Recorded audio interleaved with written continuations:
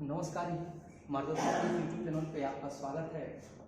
और हम जानते हैं कि कोविड प्रोटोकॉल की वजह से जितनी ऑफलाइन क्लासेज टोटल जितनी क्लासेज है सारी बंद हैं, और उस बंद होने की वजह से हमने एक इस निर्णय को लिया कि आपकी जो क्लासेज हैं वो ऑनलाइन ली जाए। तो इस यूट्यूब प्लेटफॉर्म पे हमने जो बीपीएससी क्लासेस में आपको पढ़ा रहा था, भारत का संवैधानिक विकास, शायद मैंने वहीं तक आपको टॉप किया हुआ था। मैं सोचा कि आपको यहीं से मैं लीड करूँ आगे की जो टॉपिक है। तो आइए आज मैं शुरू करता हूँ आपको भारत के संवैधानिक विकास में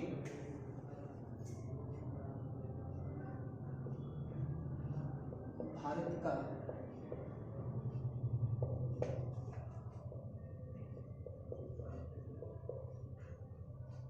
संवैधानिक विकास,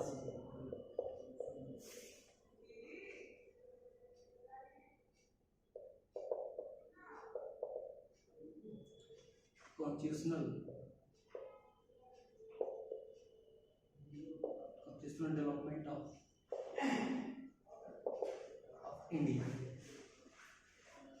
कॉन्स्टिट्यूशनल डेवलपमेंट ऑफ इंडिया में हम इसकी थोड़ी सारी जितनी एक्ट्स आएंगे, जितनी अधिनियम आएंगे, उसके सारे पृष्ठभूमि के साथ, और हम इसको इतिहास की कड़ी से जोड़ते हुए हम लोग पढ़ेंगे।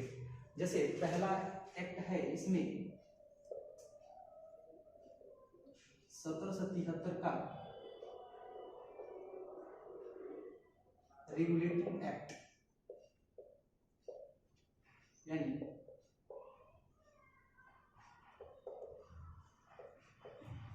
रेगुलेटिंग एक्ट 1773 के रेगुलेटिंग एक्ट को जानने से पहले हम इसके टोटल पृष्ठभूमि को देखेंगे कि ये इसकी पृष्ठभूमि को देखेंगे, बैकग्राउंड को देखेंगे कि इसको लाने के पीछे कारण क्या ऐसी कारण थी कि इसको लाया गया था। संवैधानिक विकास की पहली कड़ी इसे क्यों बोलते हैं, इसके लिए सबसे पहले हम इसकी पृष्ठभूमि को जानेंगे। पृष्ठभूमि में जाने से पहले मैं कुछ आपको डेट यहाँ पे लिख रहा हूँ, उसको आप ध्यान से देखेंगे,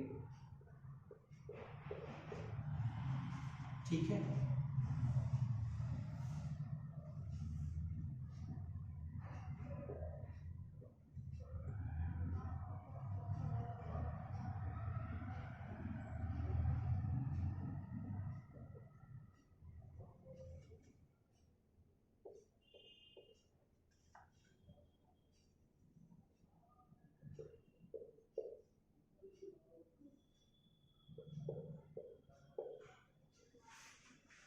इसमें कुछ आपके पास सन लिखे गए हैं, 1599, 1600, 1717, 1757, 1764, 1770, 1773। इसमें हम जानेंगे कि ईस्ट, आपको पता है कि यहाँ पे 1599 1600 में ईस्ट इंडिया कंपनी, यानी मैं EIC लिख रहा हूँ, ध्यान रखिएगा, ईस्ट इंडिया कंपनी की यहाँ पे क्या होती है, स्थापना होती है।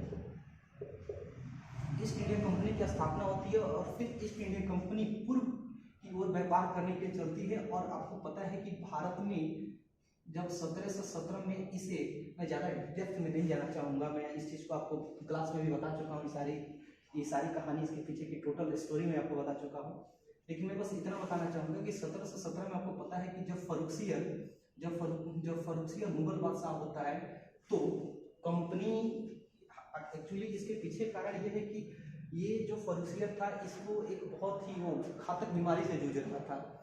और तो जब ये फर्रुखसियर जब घातक बीमारी से जूझ रहा था, तो उस दौरान इसके साथ कुछ टीम आई थी, जिसमें सर जन शर्मन की अध्यक्षता में कुछ लोग आए हुए थे इसके दरबार में हैं।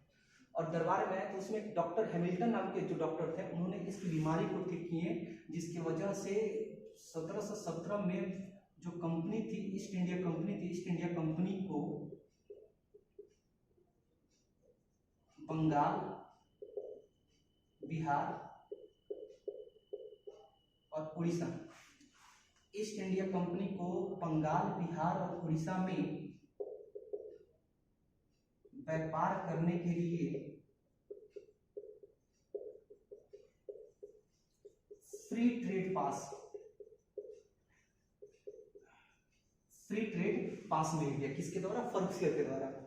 अब EIC को बंगाल, यानी ईस्ट इंडिया कंपनी को बंगाल, बिहार और उड़ीसा में व्यापार करने के लिए फ्री ट्रेड पास मिलता है, और इस फ्री ट्रेड पास का जबरदस्त ये लोग गलत यूज करते हैं, बिल्कुल रॉन्ग वे में यूज करते हैं ये लोग।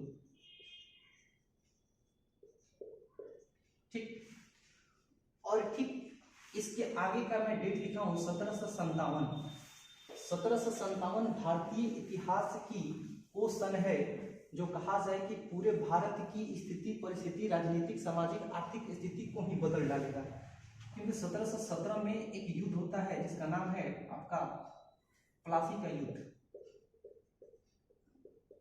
प्लासी का युद्ध, मैं इसकी पीछे की सारी कहानी मैं आपको बता चुका हूँ, मैं ज़्यादा इसकी डेप्थ में नहीं जाऊँगा, टोटल आपको क्लास में पढ़ा भी चुका हूँ। कि मैं बस इतना बताना चाहूँगा कि जब 1757 में प्लासी का युद्ध होता है अंग्रेज और सिराजुद्दौला के बीच, तो आपको इस बात को पता है कि जो सिराजुद्दौला के टीम के जितने लोग थे, मीर जाफर थे, जो जितने भी इसके साथ के लोग थे सिराजुद्दौला के, सारे लोग अंग्रेजों के हाथों बिक चुके थे। और प्लासी के युद्ध में सिराजुद्दौला की हार होती है, लेकिन उसके साथ इसका एक बहुत ही घातक परिणाम निकलता है। परिणाम ये निकलता है कि बंगाल को अंग्रेजों के हाथों बेच दी जाती है। इस युद्ध के बाद अंग्रेजों के हाथों बेच दी जाती है।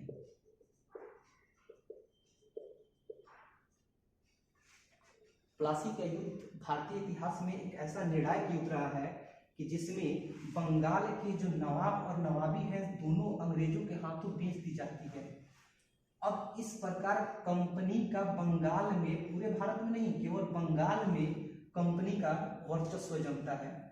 और फिर बताना चाहूंगा 1764 में एक युद्ध होता है, आपको पता है, बक्सर का युद्ध। बक्सर का युद्ध, बक्सर का युद्ध कंपनी की वर्चस्व की शुरुआत यहीं से इसी युद्ध के, प्लासी के युद्ध के बाद हो जाती है। लेकिन बक्सर के युद्ध एक बहुत ही भारतीय इतिहास से ये भी एक बहुत ही निर्णायक युद्ध रहता है, जिसमें यह तय हो जाता है कि अब अंग्रेजी शासन की आरंभ हो चुकी है। और कहाँ पे? बंगाल में नहीं, भारत में। अगर मैं सही बोलूं तो बंगाल में नहीं, भारत में। इस युद्ध के साथ ये बात तय हो जाती है कि अब अंग्रेजी शासन की शुरुआत हो गई। किस? बक्सर के युद्ध के बाद। बक्सर के युद्ध के उपरांत एक और तिथि है 1765। 1765 बक्सर के युद्ध के बाद 1765 में एक संधि होती है। इस संधि का नाम है इलाहाबाद की संधि। इलाहाबाद की संधि। इलाहाबाद की संधि में जबरदस्त अंग्रेज और शाह आलम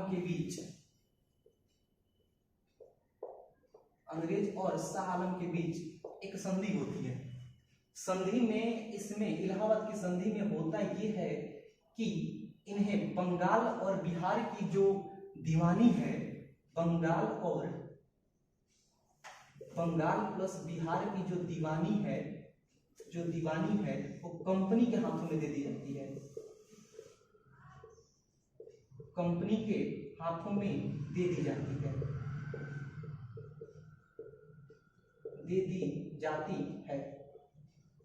समझिएगा इन घटनाओं को। 1599 यानी 1600 में ईस्ट इंडिया कंपनी की स्थापना होती है। फिर ये पूर्व की ओर व्यापार करने के लिए निकलते हैं। 1717 में ईस्ट इंडिया कंपनी को बंगाल, बिहार और उड़ीसा में व्यापार करने को फ्री ट्रेड पास मिलता है। किसके द्वारा? फर्गुसन के द्वारा। 1757 में अंग्रेज और नवाब के बीच प्लासी का युद्ध होता है। इसका परिणाम क्या होता है? परिणाम यह होता है कि मैं इस युद्ध को बहुत ही डेप्थ में आपको क्लास में पढ़ा चुका हूं। इसका परिणाम क्या होता है कि बंगाल को अंग्रेजों के हाथों में बेच दी जाती है। अरे सबसे बड़ी बात है कि मैं बार बार बंगाल का नाम इसलिए ले रहा हूं कि उस समय का बंगाल आज का Bihar plus Orissa plus Bangladesh plus जो भी आप ये झारखंड वाला एरिया ले लो, असम का कुछ पार्ट ले लो, ठीक है। उस समय का बंगाल, बिहार, उड़ीसा, बांग्लादेश, झारखंड और असम, इन सब का सम्मिलित रूप था। कौन? बंगाल। और सबसे बड़ी बात यह कि बंगाल जो था ये मुगलकालीन भारत का सबसे संपन्न प्रांत था, सबसे संपन्न प्रांत था, सबसे धनी प्रांत था ये। मुगलकालीन भारत के सारे प्रांतों में ये जो बंगाल था ये सबसे संपन्न यानी सबसे धनी प्रांत था। और अंग्रेजों ने सबसे पहले डेरा डंडा यहीं पे डालते हैं अपनी साम्राज्यवाद विस्तार नीति को लेकर। देखिए कैसे प्लासी का युद्ध होता है, बंगाल को अंग्रेजों के हाथों में बेच दी जाती है मात्र कुछ लालच के लिए। मैं इसके डेप्थ में नहीं जा रहा हूँ। फिर इसके बाद आपको पता है कि अब यहाँ से बंगाल में अंग्रेजों का धीरे धीरे वर्चस्व बढ़ना शुरू हो जाता है। फिर इसके बाद होता है 1764 का बक्सर का युद्ध। बक्सर के युद्ध में होता क्या है कि अंग्रेजी भारत में वास्तविक अंग्रेजी शासन की शुरुआत इसी युद्ध के बाद होती है। इसके बाद पूरी तरह बंगाल किसके नियंत्रण में आता है? अंग्रेजों के नियंत्रण में आ जाता है। उसके बाद मैं आपको बताया 1765 में इलाहाबाद की संधि होती है अंग्रेज और उस समय के नामात्र बंगाल के नवाब के बीच। और 1765 की जो इलाहाबाद की संधि होती है इसमें बंगाल बिहार की जो दीवानी कार्य होती है किसके हाथों में आ जाती है? कंपनी के हाथों में आ जाती है। और यहीं से एक सिस्टम की शुरुआत होती है। यहाँ से 1765 में इलाहाबाद की संधि के बाद एक सिस्टम की शुरुआत होती है जिसको हम बोलते हैं द्वैत शासन। इसको हम बोलते हैं द्वैत शासन या दोहरी शासन व्यवस्था। दोहरी शासन व्यवस्था यानी डायरेक्टिव सिस्टम बोलते हैं इसको इंग्लिश में, डायरेक्टिव सिस्टम। इसे दोहरी शासन व्यवस्था क्यों बोलते हैं? दोहरी शासन व्यवस्था में हम देखते हैं कि यहाँ पे दो लोगों का शासन होता है। इलाहाबाद की संधि होने के बाद यहाँ पे हम देखते हैं दो लोगों का शासन। एक जो होते हैं बंगाल के नामात्र नवाब होते हैं, बंगाल के नामात्र नवाब, और दूसरी होती है अंग्रेजी कंपनी।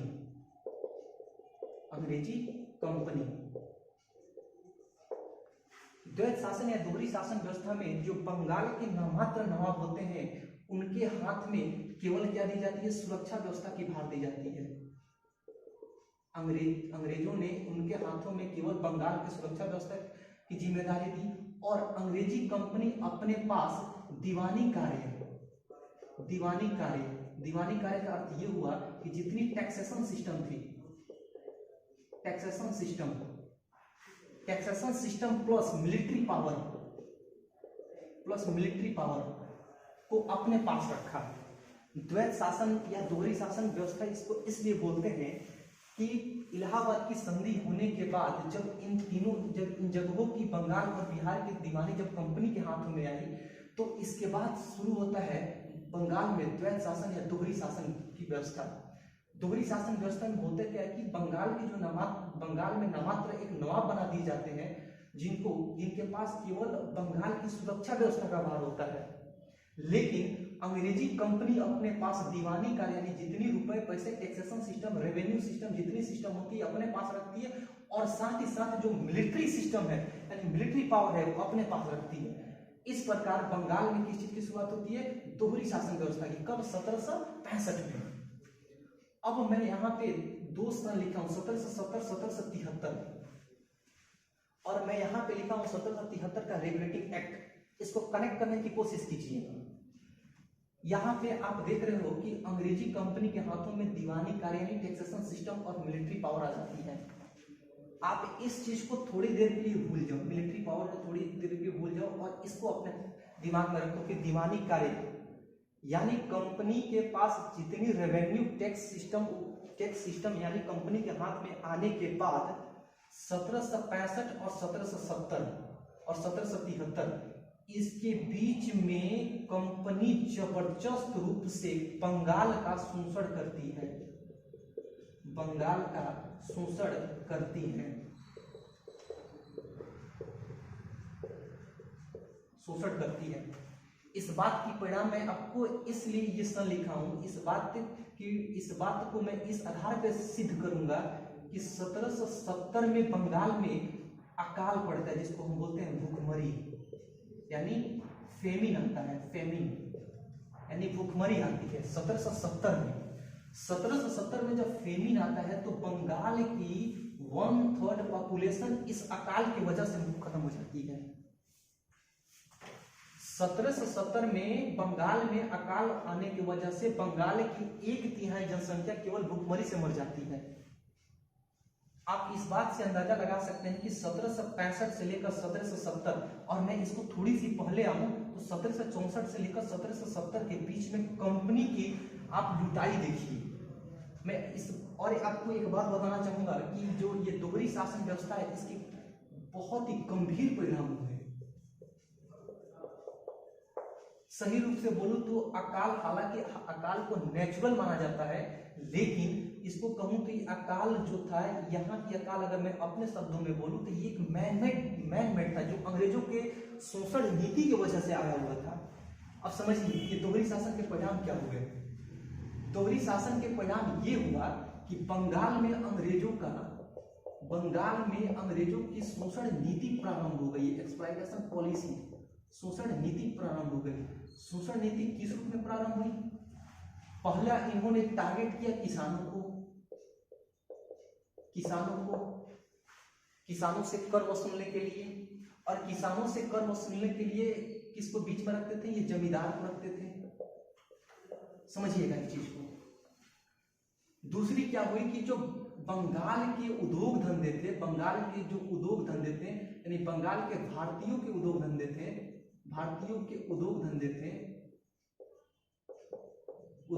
थे, ये नष्ट हो गए। समझिए इस चीज को। दोहरी शासन व्यवस्था में हुआ क्या? बंगाल में अंग्रेजों की शोषण नीति प्रारंभ हो गई, और शोषण नीति कुछ इस हद तक प्रारंभ हो गई कि किसानों से कर वसूलने के लिए जबरदस्त रूप से इनका शोषण किया जाने लगा। दूसरी चीजें क्या होती थी कि बंगाल में जो भारतीय कारीगर थे, जो हस्तशिल्प लोग थे, जो हाथों से जो अपने बहुत सारी चीजें बनाते थे, छोटे मोटे जिनके उद्योग धंधे थे, उन सारे उद्योग धंधों को अंग्रेजों ने क्या किए? नष्ट कर दिए उद्योग धंधों को। कैसे? उन्होंने यहाँ पे इस बात को तय कर दिया कि आप बनाओगे, आप चीजों का निर्माण करोगे, लेकिन दाम हम तय करेंगे।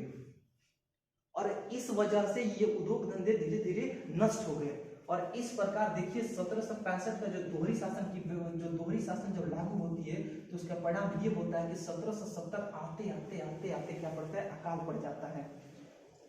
यहां तक मैं आपको इस बात को बताना चाहूंगा कि जो एक वेरेस्कल जिनका नाम है, एक नामक जो राइटर थे, जो आपके ब्रिटेन के थे, उन्होंने इस बात को लिखा था अपनी किताब में कि कंपनी की शोषण नीति बंगाल में कुछ इस हद तक रही कि जहाजों से लदा हुआ धन भारत से ब्रिटेन जाता था। उन्होंने इस बात को लिखा था कि कंपनी की जो शोषण नीति है, उसको इस बात से पता लगाया जा सकता है कि आपके बंगाल से जो जहाजों से लदा हुआ धन है, ये कहां पे जाता रहा था? ब्रिटेन जा रहा था। कर्नवालिस ने क्या बोला था? जॉर्ज कर्नवालिस ने इस बात को बोला था कि 1764 से लेकर 1770 के बीच तक कंपनी की शोषण नीति ने जिस प्रकार भारत में उत्पात मचाई, उतनी भ्रष्ट सरकार आज तक हमने कभी नहीं देखी। एक कर्नवालिस किस शब्द में था? रिचर्ड नाम के बहुत ही बड़े आपके राइटर हुए ब्रिटेन के, उन्होंने इस बात को लिखा था कि भारत पर बहुत बड़े बड़े सम्राटों का शासन हुआ, लेकिन भारत उतनी गर्त में नहीं गया जो कि मात्र ईस्ट इंडिया कंपनी के इतने सालों में लुटाई की वजह से गर्त में गया। उन्होंने इन 3-4 लोगों ने बंगाल के अपनी अपनी स्थिति को जाहिर किया, कब? बक्सर के युद्ध से लेकर और आपके प्लासी के युद्ध से लेकर आपके इस 1770 के अकाल तक। अब समझने का प्रयास कीजिएगा। अब हम लोग आते हैं इसके पृष्ठभूमि पे, जो ये है ये 1773 का रेगुलेटिंग एक्ट लाने का पीछे कारण क्या था, अभी इसको समझिए। अब आपके दिमाग में एक बात आती होगी कि जब कंपनी यहाँ पे बहुत सारी लुटाई कर रही है तो कंपनी बहुत अधिक धनी हो गई थी। एक मिनट,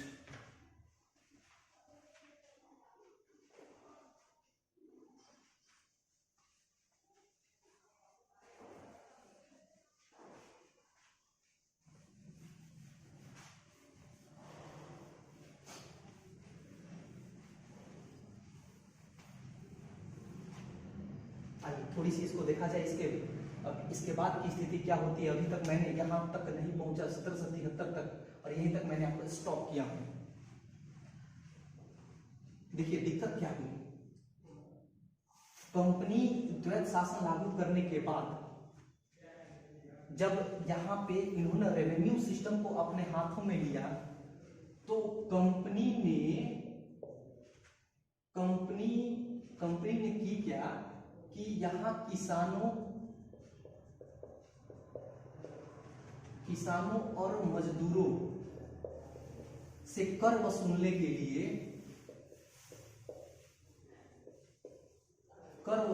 लिए इन्होंने जमींदारों का सहारा लिया। यानी सब पहले कौन, ईआईसी ने जमींदारों की सहायता से किसान और मजदूरों से क्या करते थे, कर वसूलते थे। और इन जमींदारों के ऊपर उन्होंने, इस ईस्ट इंडिया कंपनी ने अपनी अंग्रेजी ऑफिसर्स को लगा दिए थे। समझिए इस चीज को, ईस्ट इंडिया कंपनी ने जमींदारों को मोहरा बनाकर किसान और मजदूरों से क्या करते थे, राजस्व वसूल करते थे। लेकिन इसके पीछे किए क्या, इन्होंने इन जमींदारों पर निगरानी रखने के लिए, इन जमींदारों पर निगरानी की देख रेख करने के लिए, इन पर जांच करने के लिए इनके ऊपर एक व्यवस्था बैठा दी, अंग्रेजी ऑफिसर लगा दी। ये पूरे बंगाल में सिस्टम कर दिया गया।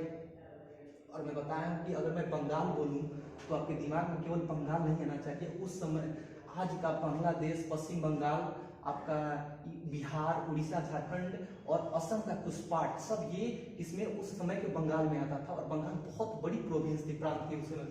अब इस चीज को देखिए, हुआ ये, अब आपके दिमाग में ये बात आती होगी कि फिर इनकी स्थिति तो बहुत अच्छी हो गई होगी, यदि ये लुटाई किए हैं तो इनकी स्थिति बहुत अच्छी हो गई होगी। ठीक है, इनकी स्थिति सुदृढ़ हुई, लेकिन एक बात, इस बात को आप ध्यान में रखिएगा कि अंग्रेजी ऑफिसर जो थे ये पूरी तरह इतनी ज्यादा मनमानी करने लगे, ये यानी ईस्ट इंडिया कंपनी के द्वारा अपॉइंट यानी नियुक्त किए गए अंग्रेजी ऑफिसर हद से ज्यादा करप्ट निकले, ये हद से ज्यादा भ्रष्ट निकले। और इतनी भ्रष्ट निकले कि ये करते क्या थे, यहाँ पे मनमानी करने लगे। मनमानी करने का अर्थ ये हुआ कि खूब धन वसूलते थे, और धन वसूलने पर कुछ पार्ट कंपनी को देते थे और सीधे ये अपने पास रख के यानी निजी संपत्ति के रूप में लेकर इसे कहां पहुंच जाते थे, ब्रिटेन पहुंच जाते थे। मैं अभी बताया कि एक बहुत बड़े राइटर ने इस बात को लिखा था कि द्वैत शासन के बाद अंग्रेजी ईस्ट इंडिया कंपनी के जो लोग थे, यानी भारत से जहाजों से लदा हुआ धन कहां, ब्रिटेन जाता था। इस स्थिति को आप देखिए कि अंग्रेजी ऑफिसर जो ये थे, ये क्या करते थे, इस यहाँ से जो जमींदारों से इनको जमींदार लोग इनसे लेते थे कर, और ये इनको देते थे, और ये क्या करते थे, कुछ ही पार्ट या इसी को दे पाते थे, ईस्ट इंडिया कंपनी को देते थे, और ये खुद निजी संपत्ति के रूप में लेकर इसे ब्रिटेन पहुंच जाते थे। ये इतनी लुटाई की है कि ईस्ट इंडिया कंपनी खुद गर्त में चली गई। ये इतनी लुटाई की है कि ईस्ट इंडिया कंपनी गर्त में चली गई। आपको बताना चाहूंगा कि ये अंग्रेजी ऑफिसर जब ब्रिटेन में पैसे लेके जाते थे तो वहां ये नवाब कहे जाने लगे थे। ब्रिटेन में ये सारे लोग नवाब कहे जाते थे, खूब धन दौलत होती थी इनके पास, लग्जरी लाइफ जीते थे। और इस प्रकार ये ईस्ट इंडिया कंपनी को धीरे धीरे खोखला कर दिए। अब हुआ क्या, अब जरा यहाँ पे समझिए, ईस्ट इंडिया कंपनी, मैं अभी आप लिखा हूं कि 1599 यानी 1600 में ईस्ट इंडिया कंपनी जब पूर्व की ओर व्यापार करने के लिए निकली, पूर्व की ओर व्यापार करने के लिए निकली, तो यहां पे इनके समक्ष, ईस्ट इंडिया कंपनी के समक्ष जो वहां की ब्रिटिश पार्लियामेंट, यानी मैं इसको बोलूं ब्रिटिश गवर्नमेंट बोलता हूं, मैं इसको ब्रिटिश सरकार बोलूं, ब्रिटिश सरकार यानी ब्रिटिश गवर्नमेंट जब ईस्ट इंडिया कंपनी ने पूर्व की ओर व्यापार करने के लिए, तो ब्रिटिश जो सरकार थी, ब्रिटिश सरकार ने ईस्ट इंडिया कंपनी के सामने एक कंडीशन रखा। क्या कंडीशन रखा? ब्रिटिश गवर्नमेंट ने ईस्ट इंडिया कंपनी को, ब्रिटिश गवर्नमेंट ने ईस्ट इंडिया कंपनी को कहा कि आप मुझे प्रति वर्ष 4 लाख पाउंड देते रहना। कितनी? 4 लाख पाउंड प्रति वर्ष आप देते रहना। यानी ब्रिटिश सरकार ने ईस्ट इंडिया कंपनी को कहा कि आप व्यापार करो, आप मुझे बस 4 लाख पाउंड 4 लाख पाउंड आप मुझे देते रहना और आप अपना व्यापार करते रहो। अब आप इसके पीछे देखो कि ईस्ट इंडिया कंपनी की ऑफिसर इतनी लुटाई कर लिए थे कि ये ईस्ट इंडिया कंपनी क्या हुई थी? गर्त में जा चुकी थी, पूरी तरह इसका पतन की ओर जा रही थी। अब ये जो 4 लाख पाउंड देने का ये कंपनी ने ब्रिटिश गवर्नमेंट का जो वादा किया था, ये दे नहीं पा रही थी। अब जब दे नहीं पा रही थी और ऊपर से इस पे हुआ क्या कि जब इस पे कंपनी पे, ये ईस्ट इंडिया कंपनी पे हुआ क्या कि लास्टली आते आते आते आते इस पे 60 लाख पाउंड का कर्ज हो गया। इन्होंने, इस ईस्ट इंडिया कंपनी ने ब्रिटिश गवर्नमेंट को एक पत्र लिखकर ऋण के लिए एक पत्र लिखकर भेजा कि मुझे ऋण चाहिए। क्या चाहिए? ऋण चाहिए, लोन चाहिए अपनी कंपनी को ऊपर करने के लिए। दूसरी चीज है कि आप जो 4 लाख रुपए जो 4 लाख जो पाउंड ये आप मेरे से ले रहे हो, इसमें कुछ आप छूट प्रदान करो। और पहली बार ईस्ट इंडिया कंपनी ये जो ईस्ट इंडिया कंपनी थी, उन्होंने इस प्रकार की हरकत करके इन्होंने अपनी भेद को ब्रिटिश गवर्नमेंट के सामने रख दी कि हमारी अब ये स्थिति हो चुकी है। ब्रिटिश सरकार को पहली बार ऐसा एहसास हुआ कि जरूर दाल में कुछ काला है। और इस बात की जांच करने के लिए और इस बात की सारी जो मैं आपको स्थिति बताया, इस सारी स्थिति को जांच करने के लिए कि कंपनी इतना पैसा कमा ही रही है, कंपनी वहां से इतना टैक्सेशन वसूल कर ही रही है, इसके बावजूद भी कंपनी का पैसा जा कहां रहा है, ये बहुत सारी कंडीशन, बहुत सारी चीजों को जांच करने के लिए पहली बार एक एक्ट लाई, जिसे कहा जाता है 1773 का रेगुलेटिंग एक्ट। आया समझ में? क्या कहा जाता है? 1773 का रेगुलेटिंग एक्ट। अर्थात कंपनी पर सबसे पहले ब्रिटिश गवर्नमेंट ने एक जांच आयोग बैठाई। क्या बैठाई? एक जांच आयोग बैठाई, इसको चेक करो फॉल्ट कहां हो रहा है। जांच आयोग बैठाने के पीछे रीजन क्या थे? सारा रीजन ये था कि जब ईस्ट इंडिया कंपनी को अंग्रेजी ऑफिस, जब ईस्ट इंडिया कंपनी के जो अंग्रेजी ऑफिसर थे इतनी लुटाई कर लिए थे कि ईस्ट इंडिया कंपनी गर्त में जा रही थी। और आपको पता है कि ईस्ट इंडिया कंपनी के जो शेयरधारक जो थे, ये कहाँ बैठे हुए थे? लंदन में बैठे हुए थे। ब्रिटेन में जो लोग बैठे हुए थे उनको इसका शेयर भी नहीं मिल पा रहा था। अर्थात ब्रिटेन में जो कंपनी के शेयरधारक थे लोग, यानी शेयर होल्डर थे, जिन्होंने कंपनी में अपनी पैसा निवेश किया था, उन्हें डिविडेंड यानी लाभांश मिल नहीं रहा था। इस पूरी स्थिति को जांच कराने के लिए, इस कंडीशन को जांच कराने के लिए ब्रिटिश गवर्नमेंट ने पहली बार एक्ट लाई, यानी जिसको क्या कहा जाता है? रेगुलेटिंग एक्ट 1773, यानी रेगुलेटिंग एक्ट 1773 कहा जाता है। अब आपको इस बात को समझ में आ गया होगा कि ये सही रूप से बोलूं तो ये कंपनी पर धीरे धीरे ब्रिटिश सरकार के नियंत्रण की शुरुआत थी। अगर ब्रिटिश गवर्नमेंट सीधे कंपनी को अपने अधीन कर लेती तो दिक्कत हो जाती, समस्या आ जाती ब्रिटेन में। इसलिए उन्होंने धीरे धीरे एक एक एक्ट को लाकर, कैसे मैं आपको आगे बताऊंगा कि ब्रिटिश गवर्नमेंट ये कैसे एक एक एक्ट लाकर कंपनी के नियंत्रण को कैसे धीरे धीरे खत्म कर रही है। इस कंपनी के नियंत्रण को खत्म करने की जो पहली सीढ़ी है वो शुरुआत होती है रेगुलेटिंग एक्ट 1773 से, और जिसे ही कहा जाता है संवैधानिक विकास। इसे कहा जाता है भारत के संवैधानिक विकास की पहली सीढ़ी। अब हम पढ़ते हैं कि इसके आखिर ये प्रोविजन इसके क्या थे। रेगुलेटिंग एक्ट 1773 के जो प्रावधान थे वो क्या थे, जो ब्रिटिश सरकार ने भारत में कंपनी को नियंत्रण यानी कंट्रोल करने के लिए दिया था।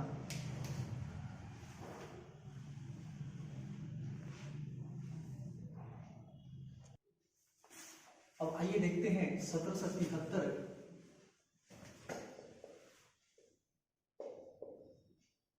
की जो रेगुलेटिंग एक्ट है। 1773 का जो रेगुलेटिंग एक्ट है उसके सारे प्रोविजंस को हम देखेंगे। हमने इसकी पृष्ठभूमि को जान लिया। इसकी पृष्ठभूमि जो थी, बैकग्राउंड जो थी, इसके बैकग्राउंड को लाने के पीछे रीजन क्या था, इसको हमने जान लिया।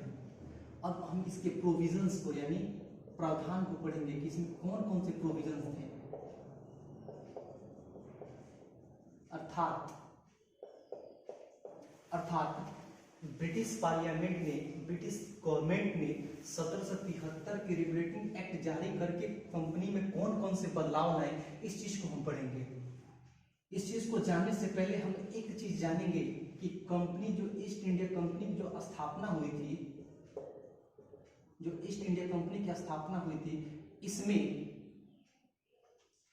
इसमें 3 प्रकार के समूह थे। एक ईस्ट इंडिया कंपनी की स्थापना हुई थी, इसमें 3 प्रकार के समूह थे। एक वो लोग थे ऑल द शेयर होल्डर्स, यानी सभी शेयरधारक,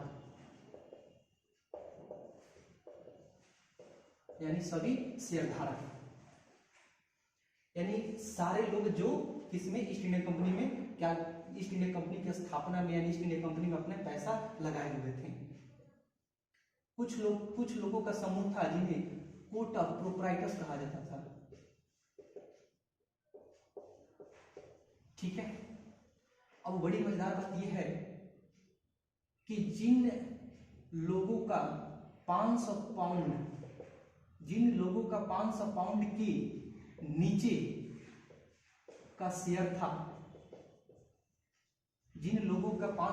के नीचे का शेयर था, वो किस कैटेगरी में आते थे, ऑल शेयर होल्डर्स में आते थे।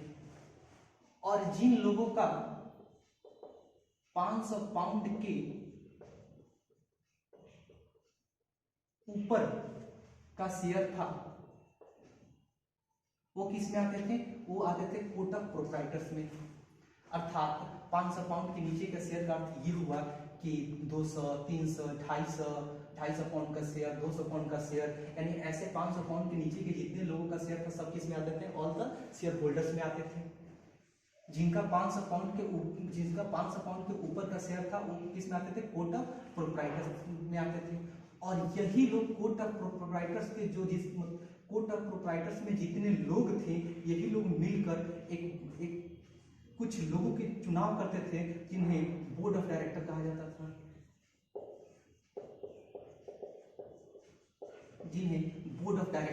था। हिंदी में इसको बोलते थे निदेशक मंडल। समझिएगा, निदेशक मंडल। अर्थात कोर्ट ऑफ प्रोप्राइटर्स जो थे वो किन लोगों को चुनते थे, बोर्ड ऑफ डायरेक्टर के लोगों को ये सारे लोग मिलकर चुनते थे। अर्थात इन्हें चुनने का अधिकार नहीं था बल्कि इन्हें चुनने का अधिकार था। और बोर्ड ऑफ डायरेक्टर निदेशक मंडल में कितने लोग होते थे, 24 सदस्य होते थे। 24 सदस्य थे किसके, ईस्ट इंडिया कंपनी के बोर्ड ऑफ डायरेक्टर यानी निदेशक मंडल में कितने सदस्य थे, 24 सदस्य। और ये सारे लोग कहाँ पे बैठते थे, होते थे, ब्रिटेन में। इन्हें हम बोर्ड ऑफ डायरेक्टर या इन्हें हम कोर्ट ऑफ डायरेक्टर भी कहते हैं। इन्हें बोर्ड ऑफ डायरेक्टर कहें या कोर्ट ऑफ डायरेक्टर कहें, दोनों दोनों दोनों बात एक ही हुई। और ये सारे लोग कहाँ पे थे? ब्रिटेन में थे। अब समझिएगा, अब इसके प्रोविजन को आइए, आपने ईस्ट इंडिया कंपनी को पढ़ लिया कि इसमें कैसे कैसे लोग शामिल थे। एक जो सारे और मतलब जितने लोगों का शेयर था वो किस में आते थे? ऑल द शेयर होल्डर्स में। जिनकी कितनी थी? 500 पाउंड के नीचे का जो शेयर होता था वो किस में आते थे? ऑल द शेयर होल्डर्स में। 500 पाउंड के ऊपर के जितने लोग थे वो किस में आते थे? कोर्ट ऑफ प्रोप्राइटर्स में। और यही लोग मिलकर किसको चुनते थे? बोर्ड ऑफ डायरेक्टर को। इन्हें कोर्ट ऑफ डायरेक्टर भी कहा जाता था, निदेशक मंडल भी कहा जाता था। इस निदेशक मंडल में 24 सदस्य होते थे। ये सारे निर्णय लेते थे ब्रिटेन में बैठ के। कंपनी से संबंधित सारे निर्णय कौन लेते थे? ये बोर्ड ऑफ डायरेक्टर बैठ के लेते थे ब्रिटेन में। इस बात को आप ध्यान में रखिए। अब आइए इसकी प्रोविजन को पढ़ते हैं। प्रोविजन नंबर फर्स्ट, इसके प्रावधान को पढ़ते हैं। 1773 के रेगुलेटिंग एक्ट का जो पहला प्रावधान है वो क्या था? हम ब्रिटेन में देखते हैं, यानी इस प्रकार हम एक चीज को देखें कि ईस्ट इंडिया कंपनी का शासन दो जगहों पे चल रहा है। ईस्ट इंडिया कंपनी का शासन दो जगहों पे चल रहा है। एक चल रहा है ब्रिटेन में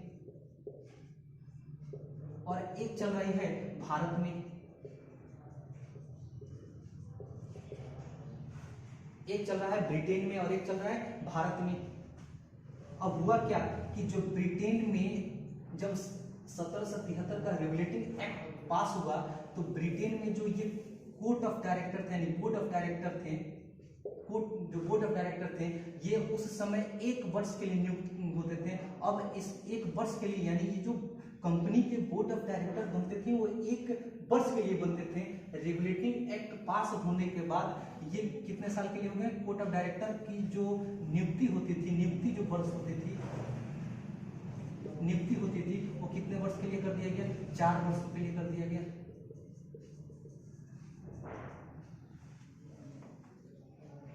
दूसरी चीज क्या की गई? दूसरी चीज ये की गई कि भारत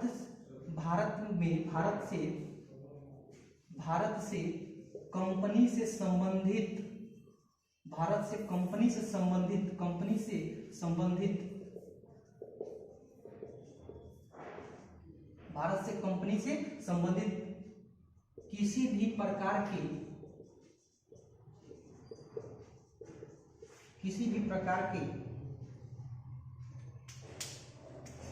किसी भी प्रकार के यदि दस्तावेज डॉक्यूमेंट्स आते थे, यानी भारत से कंपनी से संबंधित किसी भी प्रकार के यदि डॉक्यूमेंट आते थे, किसके पास आते थे? सीओडी के पास आते थे। उसकी एक कॉपी ब्रिटिश पार्लियामेंट में रखनी होती थी। ब्रिटिश पार्लियामेंट में रखनी होती थी। और इस प्रकार आप यहाँ पे देख रहे हैं कि ब्रिटिश गवर्नमेंट का कंपनी को लेकर धीरे धीरे कंपनी पर नियंत्रण की शुरुआत हो जाती है ब्रिटेन में। फिर इसको एक बार समझिए कि ईआईसी का जो शासन ब्रिटेन में चलता था उसमें जो सीओडी की नियुक्ति होती थी वो कितने वर्षों के लिए कर दिया गया? 4 वर्षों के लिए। कब? 1773 के रेगुलेटिंग एक्ट लाने के बाद। इसके पहले 1 वर्ष के लिए ही बनते थे। अब समझिए, अगर भारत में जो कंपनी थी उससे किसी भी प्रकार के संबंधित डॉक्यूमेंट, किसी भी प्रकार के जो निर्णय अगर यदि सीओडी को लेनी होती थी, किसी प्रकार की कोई निर्णय लेनी होती थी, तो उसकी एक कॉपी किसके पास रखनी होती थी? ब्रिटिश पार्लियामेंट के। या भारत से भी किसी प्रकार की कोई संबंधित डॉक्यूमेंट यदि जाता हो किसके पास? ब्रिटेन, यहाँ आपके सीओडी के पास, तो उसकी एक कॉपी किसके पास रखनी होती थी? ब्रिटिश पार्लियामेंट में। और भारत में अब समझिए कि ईआईसी का शासन भारत में कैसे चलता था। ईआईसी का शासन भारत में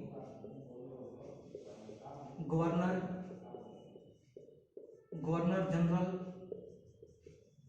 के माध्यम से ये लोग शासन चलाते थे। समझिए, अर्थात ये जो कंपनी की जो लोग स्थापना किए थे वो भारत में, मैं लिखा हूं कि भारत में ये लोग ईआईसी का शासन गवर्नर जनरल के माध्यम से चलाते थे। अब यहां एक बात समझिए कि आपको मैं एक बात बताना चाहूंगा ठीक है, यहां पे एक स्टेट है MHA महाराष्ट्र,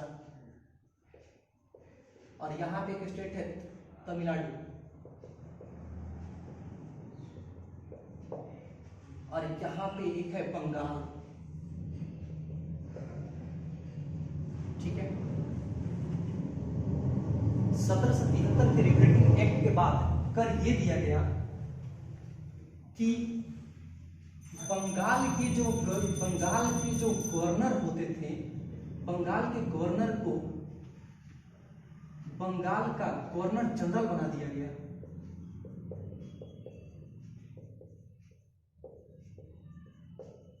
ठीक है, यहां पे जो कंपनी थी, मैं अभी बताया कि EIC का शासन भारत में गवर्नर जनरल के माध्यम से होता था। तो 1773 के पहले इन तीनों जगहों पे गवर्नर होते थे, गवर्नर नामक पोस्ट होता था, और गवर्नर लोग अपने अपने जगहों पे क्या होते थे, प्रांतों में शासन चलाते थे। लेकिन 1773 के रेगुलेटिंग एक्ट के बाद बंगाल के जो गवर्नर थे उनको अब बंगाल का गवर्नर जनरल बना दिया गया, और बंगाल के गवर्नर जनरल, और इसमें सबसे पहला नाम आता है वारेन हेस्टिंग्स का, बंगाल के गवर्नर जनरल बना दिया गया। और महाराष्ट्र और तमिलनाडु में गवर्नर ही रहने दिया गया, यहां भी गवर्नर और यहां भी गवर्नर, अर्थात यहां भी गवर्नर जनरल बना दिया गया, और इन दो जगहों पे गवर्नर का ही कॉन्सेप्ट रखा गया। और एक मजेदार बात यह हुई कि इस दोनों प्रांतों को इसके यानी महाराष्ट्र और तमिलनाडु प्रोविंस को इस बंगाल के गवर्नर जनरल के अधीन ला दिया गया। और इस प्रकार 1773, इस प्रकार हम भारत में देखते हैं कि 1773 के रेगुलेटिंग एक्ट में एक पहला कॉन्सेप्ट आता है बंगाल का गवर्नर जनरल, बंगाल का गवर्नर जनरल। और बंगाल के गवर्नर जनरल के अधीन कहाँ के MHA महाराष्ट्र और तमिलनाडु, महाराष्ट्र के गवर्नर और तमिलनाडु के गवर्नर को क्या कर दिया जाता है, बंगाल के गवर्नर के अधीन कर दी जाती है। अर्थात इसका अर्थ यह हुआ कि इन दोनों जगहों पे यदि किसी प्रकार को आपको निर्णय लेना है तो आपको इनसे क्या करना, पहले परमिशन लेनी पड़ेगी, यानी कांटेक्ट करना पड़ेगा, आप दोनों को इनको बताना पड़ेगा। और एक काम क्या हुई, इस बंगाल के गवर्नर जनरल, इस जब बंगाल के गवर्नर को बंगाल का गवर्नर जनरल बनाया गया, तो यहाँ पे एक तो हो गए बंगाल का गवर्नर जनरल, और इनके साथ में 4 सदस्यों की परिषद बना दी गई। और इस प्रकार ये टोटल कितने लोग हो गए, और इस प्रकार ये टोटल 5 लोग हो गए। अर्थात समझिए, बंगाल में जो गवर्नर का पोस्ट था उसको बंगाल का गवर्नर जनरल बना दिया गया, और महाराष्ट्र के गवर्नर और तमिलनाडु के गवर्नर, यानी इस महाराष्ट्र और तमिलनाडु को बंगाल के गवर्नर जनरल के अधीन ला दी गई। अर्थात इनको किसी प्रकार की कोई यदि बड़ी राष्ट्रीय स्तर पे, यानी किसी प्रकार की कोई संधि, युद्ध, किसी प्रकार की कोई निर्णय लेनी होती थी तो किसको कांटेक्ट करेंगे, बंगाल के गवर्नर जनरल को। और बंगाल के गवर्नर जनरल को अकेले नहीं छोड़ा गया, एक बंगाल के गवर्नर जनरल किए गए और उनके साथ 4 सदस्यों की परिषद बना दी गई, और इस प्रकार 5 लोग हो गए। और मजेदार बात ये की गई कि इस बंगाल के गवर्नर के साथ जो परिषद बनी, ये 4 लोग थे, और एक बंगाल के गवर्नर, ये 5 लोग मिलकर ही किसी चीज के निर्णय लेते थे। इसमें जिसका बहुमत हो, मान लो किसी राज्य से, यानी बंगाल है, मान लो इसके बगल वाले राज्य से युद्ध करना है, संधि करना है, तो इस बात का निर्णय की जाती थी कि बहुमत किधर है। जैसे मान लो कि तीन लोग पक्ष में हो गए और 2 लोग विपक्ष में हो गए, तो इस प्रकार ये क्या होता था, उस चीज को, निर्णय को पारित कर दिया जाता था। यानी इन लोगों के बीच में ये जो 5 सदस्य लोग बनाए गए, यानी एक बंगाल के गवर्नर जनरल और 4 सदस्य की जो परिषद थी, इनके बीच में कोई भी निर्णय बहुमत के आधार पर होने लगी कि किसी बात पे यदि निर्णय लेना है तो कितने लोग पक्ष में, कितने लोग विपक्ष में हैं। अब इसके बाद क्या की गई, इसके बाद इसमें एक सिस्टम और ला दिया गया। इनको बंगाल के गवर्नर जनरल को हर एक चीज की रिपोर्टिंग करनी होती थी, किसको, COD को। और सीओडी जो थे यानी कोर्ट ऑफ डायरेक्टर, उसकी एक कॉपी कहाँ पे रखते थे? ब्रिटिश पार्लियामेंट में रखते थे। इन्हें बहुत सारे अधिकार भी प्राप्त किए गए, इन्हें कानूनी अधिकार, कानून बनाने का अधिकार, आपके संधि का अधिकार, युद्ध का अधिकार, बहुत सारे अधिकार प्राप्त हुए। इसके साथ साथ एक और इसके सेकेंड प्रोविजन में क्या हुआ समझिएगा। सेकेंड प्रोविजन में यहाँ पर बंगाल में सुप्रीम कोर्ट की स्थापना हुई। बंगाल में किसकी स्थापना हुई? सुप्रीम कोर्ट की। सुप्रीम कोर्ट की जो स्थापना हुई बंगाल में, इसके जो न्यायाधीश बने थे उसका नाम था इम्फे, एलिजा इम्फे थे, सर एलिजा इम्फे। और प्लस में और तीन जजों की नियुक्ति हुई, और 3 जजों की नियुक्ति हुई। अब थोड़ी सी यहाँ पे एक समस्या ये उत्पन्न हुई कि आप यहाँ पे देखते हैं कि बंगाल के गवर्नर जनरल को भी पावर मिला है, और बंगाल में सुप्रीम कोर्ट को न्याय व्यवस्था यानी कानून व्यवस्था बनाने के लिए भी स्थापना कर दी गई। अब देखिए आपको सीधा स्पष्ट रूप से दिखाई दे रहा है कि दोनों को सेम अधिकार प्राप्त है, वो भी कानून बना सकती हैं, ये भी कानून बना सकती हैं, लेकिन डिफरेंस कहाँ पे था? बंगाल की गवर्नर जनरल और उसकी परिषद जो कानून बनाती थी उसको सुप्रीम कोर्ट में इसमें क्या करना होता था? इसमें दर्ज कराना होता था। यहाँ के सुप्रीम कोर्ट में उस कानून को दर्ज यानी रजिस्टर कराना पड़ता था। और यहाँ पे अब इसमें इसके प्रावधानों को देखने के बाद आप इसकी खामियां निकालिए। 1773 के रेगुलेटिंग एक्ट की आप खामियां देखिए। पहला नंबर, फर्स्ट, आप यहाँ पे देखते हो कि यहाँ पे एक चीज कर ये दी गई कि बंगाल के गवर्नर जनरल के साथ में 4 सदस्यों की परिषद बना दी गई, और इनमें किसी प्रकार की जो निर्णय ली जाती थी वो किसके आधार पर होती थी? बहुमत के आधार पर होती थी। अब बहुमत के आधार पर होती थी तो आप सीधा बताओ कि 4 लोग थे और एक बंगाल का गवर्नर जनरल, तो होता क्या था कि बंगाल के गवर्नर जनरल यदि किसी प्रकार की कोई निर्णय लेना चाहते थे तो ये जो 4 लोग थे निर्णय लेने नहीं देते थे। पहली खामी ये हुई। दूसरी खामियां क्या थी? दूसरी खामियां ये थी कि अभी मैंने आपको बताया कि ये बंगाल के गवर्नर जनरल और उनकी परिषद जो कानून बनाती थी उसको इसके जो यहाँ पे बंगाल में सुप्रीम कोर्ट की स्थापना होती है इसमें उसको रजिस्टर कराना पड़ता था, और सुप्रीम कोर्ट उसको रजिस्टर करने के लिए तैयार नहीं होती थी। अर्थात ना सुप्रीम कोर्ट के अधिकार क्षेत्र तय किए गए थे, ना इसके अधिकार क्षेत्र तय किए गए थे। सीधा बस दोनों का कंसेप्ट ला दिया गया था, और इस प्रकार दोनों में एक बहुत बड़ी क्या हुई? कंट्राडिक्शन हो गई। तीसरी चीज इसमें क्या थी? तीसरा इसका प्रोविजन क्या था? तीसरा प्रोविजन ये था कि आप देख रहे हो, इसका थर्ड प्रोविजन ये था कि कोर्ट ऑफ प्रोप्राइटर्स में आप देख रहे हो कि 500 पाउंड के ऊपर का शेयर, यहाँ पे 1773 के रेगुलेटिंग एक्ट के बाद क्या किया गया? ये 500 पाउंड का कंसेप्ट हटाकर यहाँ पे कर दिया गया 1000 पाउंड के ऊपर, 1000 पाउंड या 1000 पाउंड के ऊपर। अर्थात जिन लोगों के पास 1000 पाउंड या 1000 पाउंड के ऊपर का शेयर होता था कंपनी का, वही लोग मिलकर बोर्ड ऑफ डायरेक्टर का चुनाव करते थे। और इस प्रकार धीरे धीरे कंपनी पर ब्रिटिश गवर्नमेंट नियंत्रण करना शुरू की। इसका पहला कदम कौन है? 1773 का रेगुलेटिंग एक्ट। अब समझिए, इसकी पहली खामी आपको बताया कि बंगाल का गवर्नर जनरल के बीच और सुप्रीम कोर्ट के बीच मतभेद। दूसरी खामी क्या बताया? दूसरी खामी ये बताया कि इनकी जो परिषद होती थी, कार्यकारी परिषद होती थी, जो ये बहुमत के आधार पर कोई निर्णय लेते थे, वो उन्होंने क्या किया कि जो 4 लोग होते थे कोई निर्णय लेने नहीं देते थे। अब इस 1773 के रेगुलेटिंग एक्ट की इस खामी को सुधार करने के लिए अगला जो अधिनियम आता है जिसको बोलते हो 1781 का संशोधनात्मक अधिनियम, जिसको हम लोग अगले वीडियो में पढ़ेंगे। Thank you.